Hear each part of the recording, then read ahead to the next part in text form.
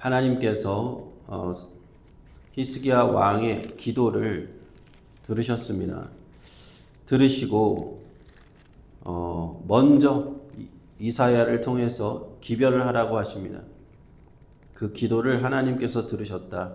아수르 왕 산헤립 때문에 기도한 것을 내가 다 들었다 말씀하십니다. 그러면서 산헤립을 향하여 처녀딸 시온이 너를 멸시하며 비웃었다라고 말씀합니다. 예루살렘을 처녀딸로 묘사하고 있죠.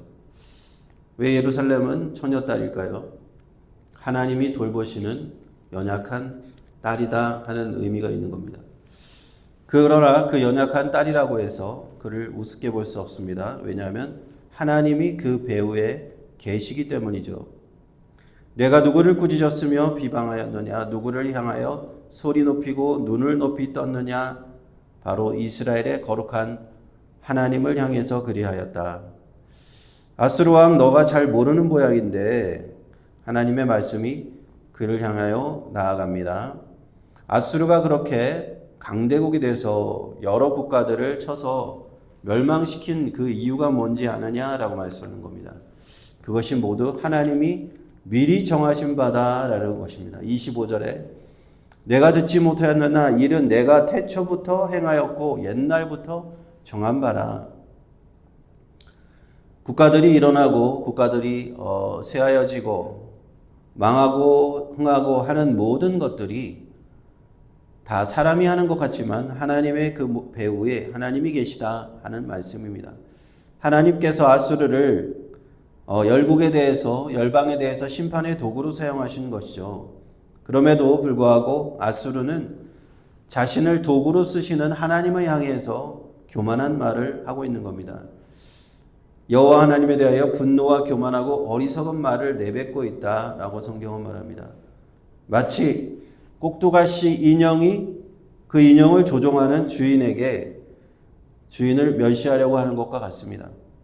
아수르는 하나님의 도구요 산헤립도 하나님이 쓰시는 도구인데 어찌 하나님을 향하여서 너희가 그렇게 교만할 수 있느냐 하는 겁니다.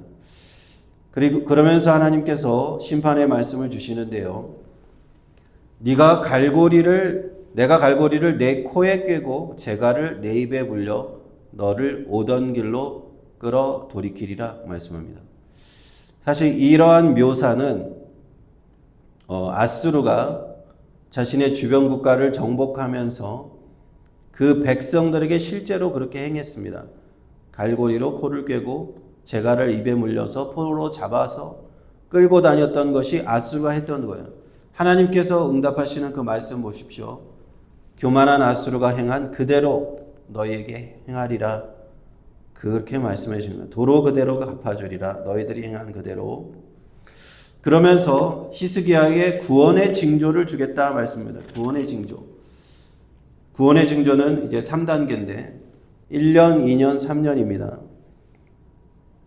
금년에는 밭에서 스스로 자라는 것을 먹고 스스로 자라는 것을 먹는다는 것은 이 전쟁 때문에 농사를 제대로 농사를 짓지 못하니까 씨도 제대로 뿌리지 못하고 그냥 밭에서 자라난 것을 먹는다는 거고 내년에도 똑같아요. 그것에서 난 것을 먹되 농사를 제대로 짓지 못합니다. 그런데 제3년에는 심고 거두며 포도원을 심고 그 열매를 먹으리라. 제3년이 되면 정상적인 농사를 짓고 일상의 평화를 되찾을 것이다. 이것이 바로 하나님께서 히스기야에게 주시는 징조가 될 것이다. 너희가 다시 이 전쟁을 끝내고 평화롭게 농사를 짓게 되는 그 날이 반드시 올 것이다. 그 징조가 이 1년, 2년, 3년의 단계였습니다. 이 구원의 징조는요, 단계적인 회복을 의미합니다. 하나님의 역사, 하나님의 도우심이 때로는 이렇게 시간이 걸릴 수도 있다는 거예요. 몇 년의 시간이 걸릴 수도 있습니다. 1년 만에 되는 것 아니고 2년 만에 되는 건 아니고 3년이 걸린다. 그러나 하나님의 말씀은 이렇게 약속을 하고 계십니다. 여호와의 열심히 이 일을 이루시리라 말씀합니다. 31절 말씀 여호와의 열심히 이 일을 이루시리라. 그것은 하나님께서 하시겠다라는 겁니다. 하나님께서 하시겠다. 예루살렘과 시온 산에서 하나님이 역사하시겠다. 이러한 회복이 3년에 걸친 이러한 유다의 회복이 사람의 열심이 아니라는 거죠. 하나님의 열심, 이것이 오늘 말씀의 핵심입니다. 사람의 어떤 지혜나 전략이나 어떤 다른 나라의 도움이 아니라 자기 백성을 돌보시고 사랑하시는 하나님의 뜨거운 열심이 이 구원을 완성하시겠다 하는 강력한 의지를 보여주시는 것이다 라는 것입니다.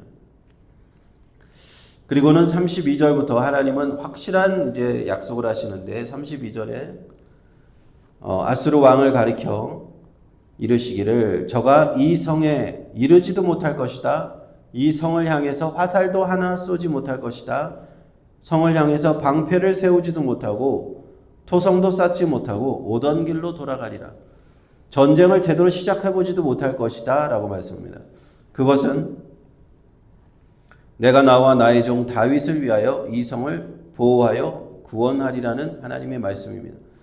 다윗에게 주신 언약, 다윗에게 이 유다를 내가 유다 왕을 너에게서 끊어지지 않게 하리라. 다윗의 언약 때문에 이 성을 보호하리라 말씀하는 겁니다.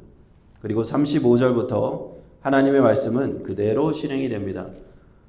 35, 36, 37절 그 세 절에 거쳐서 짧게 기록이 되는데 여호와의 사자가 나타나서 밤중에 아수르 진영의 군사 18만 5천 명을 벌하였습니다.